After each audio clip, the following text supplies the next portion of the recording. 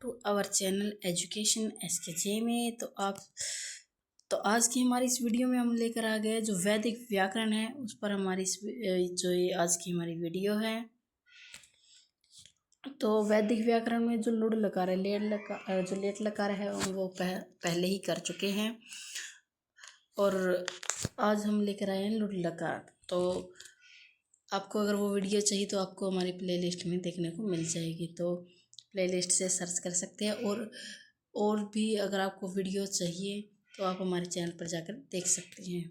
तो आइए शुरू करते हैं वैदिक में लुढ़ लकार क्या है। तो आइए शुरू करते हैं। तो क्या शुरू कर यहाँ से स्टार्ट करते हैं। पाणिनि, जो पाणिनि है व्याकरण में क्रिया के रूपों के लिए क्या 10 लकार प्राप्त होते हैं। जो पाणिनि की जो व्याकरण है उसमें क्या है, क्रिया के कितने रूपों का बोध कराता है, 10 लकारों का। ठीक है, तो क्या है, जो लट लकार है, लिट है, लुट है, लरिट है, लेट है, लोट है, लंग है, विद है, लिड है, लुड है और लिड है। ठीक है, पाश्चात्य विद्वानों ने क्रिया रूपों को मूलतः 2 भागों में विभक्त किया है। ठीक है, जिसमें एक है कालवाचक, एक है क्रियावाचक। ठीक है, कालवाचक में और क्रियावाचक में 2 जो लकारों में है इन्होंने विभक्त किया है। तो जो कालवाचक है लकारों में लट, जो लंग और लिट और लुट और लरिट क्या है, जो लट लकार जिसमें हम प्रेजेंट टेंस लिखते हैं, लंग है जो इन परफेक्ट में लिखते हैं, लिट है वो परफेक्ट आ गया, लूट हो गया वो अरोस्ट आ गया और लरिट आ गया जो कि फ्यूचर टेंस के लिए हम इसका यूज़ करते हैं। ठीक है, तो अब क्या है, इनमें क्या जो लुढ़ लकार है का प्रयोग वैदिक संहिताओं में सर्वाधिक प्राप्त होता है। सबसे ज़्यादा इसका जो लुढ़ लकार है उसका प्रयोग कहाँ पर, वैदिक संहिताओं में देखने को मिलता है। और ऋग्वेद में प्रयुक्त होने वाले लगभग आधे धातुओं में लुढ़ का के रूप के उपलब्ध होते हैं। वैदिक भाषाओं में लगभग 450 धातुओं से बने लुढ़ के रूप जो है हमें प्राप्त होते हैं।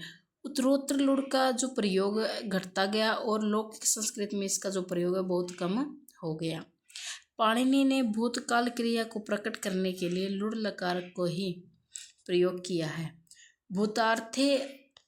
भूतार्थे धातो लुढ़ सयात, भूतार्थे धातो लुढ़ सयात। पर ठीक है, क्या जिसका अर्थ है भूतकालीन क्रिया को प्रकट करने के लिए किसका यूज होता है, लुढ़ लकार का यूज होता है। ठीक है, इसमें क्या है, परंतु वेद में क्या है, लुढ़ लकार का प्रयोग न केवल भूत के लिए प्रयोग है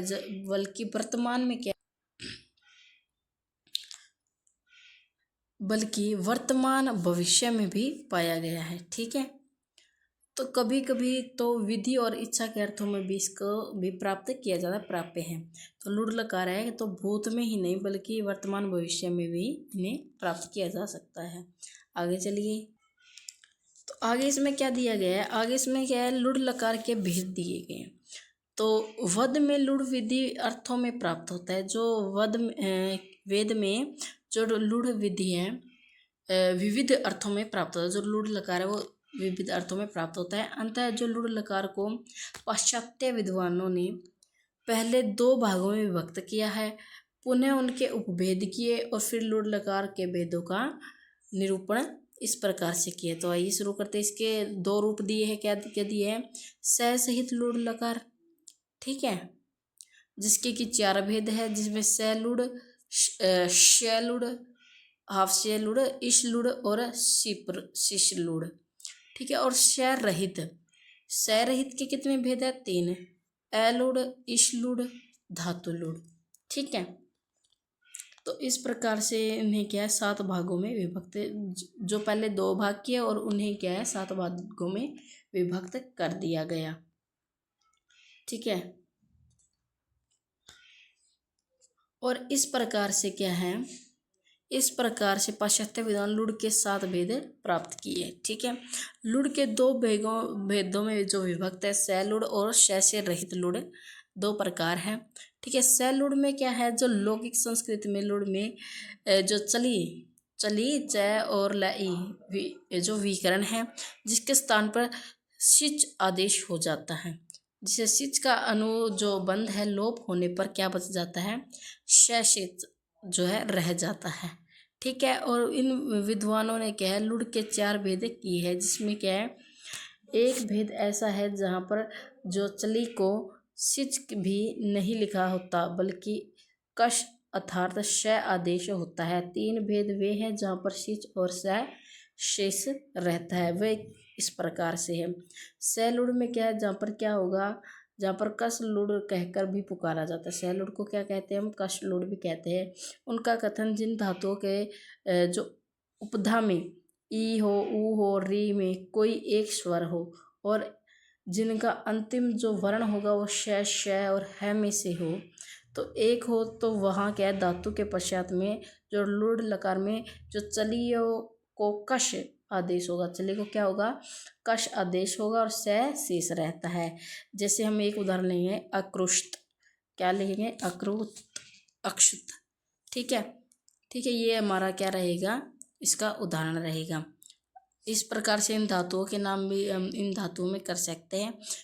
एक उदाहरण और ये परिभाषा ही काफ़ी रहेगी मेरे हिसाब से तो, लेकिन बाकी आप सभी को पता होना चाहिए कौन सी ये तो धातु इनमें यूज हो सकता है। आगे चलते हैं।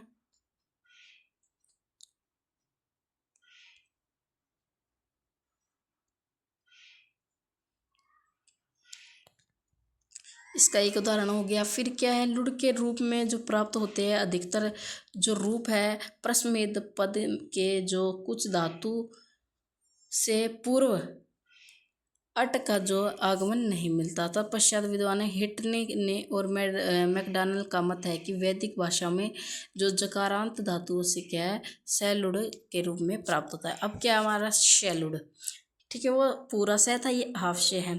ठीक, इसमें क्या होगा, इसमें डॉक्टर राम गोपाल ने के भेद को अनिट जो शेड्यूल कहकर पुकारा है। ठीक है, उनका कथन है कि लगभग 140 तो धातुओं से इसे बनाकर के रूप वेदों में जो है प्राप्त होते हैं। इनमें से जो ऋग्वेद में 700 धातुओं के रूप में जो उपलब्ध होते हैं और अथर्ववेद में 50 धातुओं के रूप में उपलब्ध होते हैं।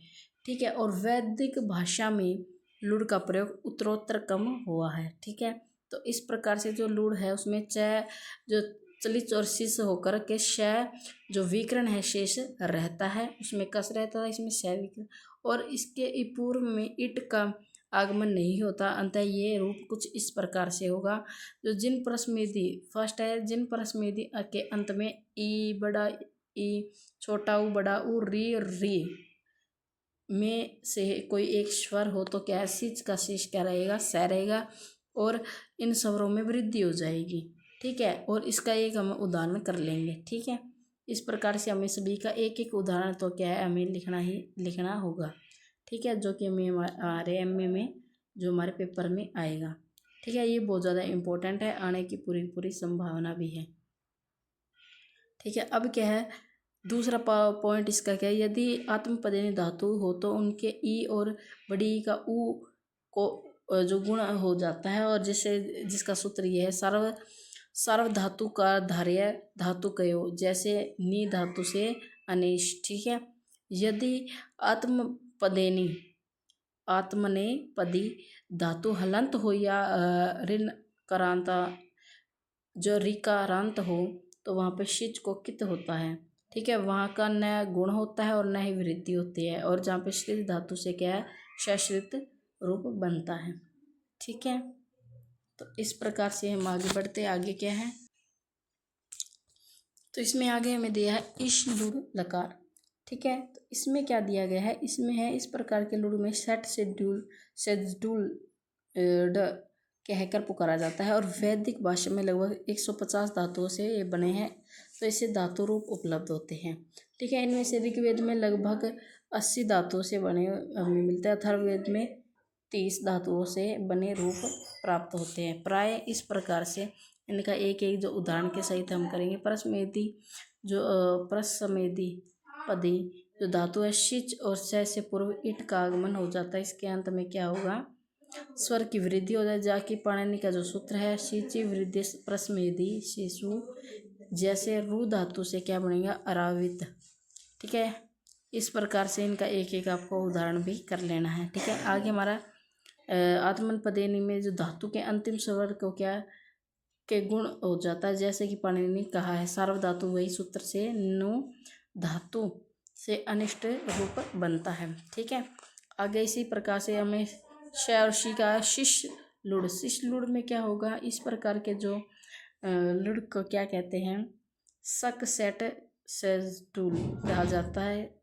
और यहाँ पे सेट सेटूल का एक ही भेद है। पाणिनि के अनुसार प्रश्नविधि के में यम रम नम और अकारांत के जो शक है का आगमन हो जाता है और सिच को इट का आगमन भी हो जाता है। या धातु से अयास्टिम या अयासिट इस प्रकार के शब्द हमें प्राप्त होते हैं।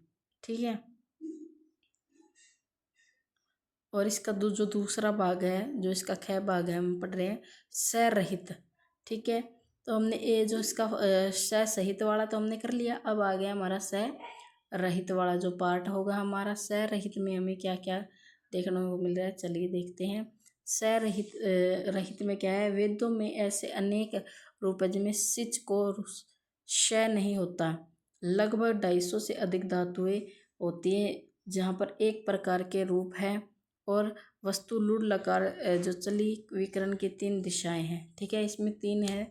तो चली को सिच होकर शिच का लोप हो जाता है। ठीक है, कहीं पर चली का अड़ हो जाता है तो वहीं पर चली को अच अड़ चढ़ को हो जाता है। ठीक है, इस प्रकार से जो इसके 3 भेद बनते हैं। एलुड़, एलुड़ में क्या बताया डॉक्टर जो राम गोपाल ने लुड़ के इस भेद को एलुड़ लकार कहकर पुकारा है। ठीक है, इसका कथन है इसने अनुसार वेदों और ब्राह्मणों में जो 79 यानी कि 79 धातुओं से इस प्रकार का के रूप है जो बनते हैं। इसमें 61 धातु के रूप में जो केवल वैदिक भाषा में और 18 धातुओं के रूप में वैदिक और लौकिक संस्कृति में दोनों में प्राप्त होते हैं। ठीक है, इस प्रकार हमने कर लिया। अब इसकी जो परिभाषा है वो क्या रहेगी, उसमें है कि पाणिनि का कथन है कि यशति वक्ति खयाति भयो अड़, इस प्रकार के रूप को लुड़ लकार में चली विकरण के साथ अड़ हो जाता है और ये इसका परिभाषा है, जिससे ए शेष रह जाता है तथा धातु के अंत में स्वर का गुण नहीं होता। ठीक है, इसमें जो लुड़ धातु है, धातु लुड़, इस प्रकार के लुड़ को विकरण विकरण लुंग लुड़ कहकर पुकारा जाता है। इसमें वैदिक भाषा में 130 धातुएं इस प्रकार से रूप बनते हैं, जिसमें 100 धातुओं से बने रूप ब्राह्मण ग्रंथों से उपलब्ध होते हैं और 30 धातुओं से बने जो रूप हैं ब्राह्मण ग्रंथों में उपलब्ध नहीं होते। अकेले ऋग्वेद में से अधिक धातुओं से बने रूप हमें प्राप्त होते हैं। और यद्यपि आत्मेन पदे प्रश्मेन दोनों प्रकार के जो रूप है हमें प्राप्त होते हैं, परंतु अपेक्षाकृत प्रस समेद पद के रूप में अधिक प्राप्त होते हैं। पाणिनि का कथन है कि लुड़ लकार में जो चली विकरण का सिच होकर इसका लोप हो जाता है और गति स्था धू पा भू भय चित्त प्रश्न समय पदेशु अर्थात गा स्था और इस प्रकार पा और भू धातु के पश्चात सिच का लोप हो जाता है। जैसे वैदिक भाषा में जो स्था के रूप में कुछ इस प्रकार का अस्थात, ठीक है, अस्थाताम इस प्रकार से बन जाता है। और हमारा जो लास्ट है 7वां जो द्वित्व लुड़, द्वित्व लुड़ क्या है, जो डॉक्टर राम गोपाल ने इस प्रकार से लुड़ को चिड लुड़ कहकर पुकारा है, जिसका कथन है 90 धातुओं से इस प्रकार के रूप बनते हैं तथा ब्राह्मण ग्रंथ में लगभग 30 धातुओं से इस प्रकार के जो रूप है उपलब्ध होते हैं। पाणिनि के अनुसार चली को चिड आदेश हो जाता है और जो कि श्री ध्रुव आदि धातुओं से होता है। ठीक है, जब चिड हो जाता है तो धातु को द्वित्व भी होता है। अंतः वेदों में इस प्रकार के रूप से अजीजनत और अविवशत जैसे जो रूप में प्राप्त होते हैं। तो भारतीय पाश्चात्य विद्वानों का मत है कि अर्थ के अनुसार इस प्रकार के रूप में अनितंत धातुओं से बने हुए होते हैं। तो इस प्रकार से हमने जो लुड़ लकार है वो हमारा जो टॉपिक है कंप्लीट होता है। अगर आपको वीडियो पसंद आई तो वीडियो को लाइक और चैनल को सब्सक्राइब ज़रूर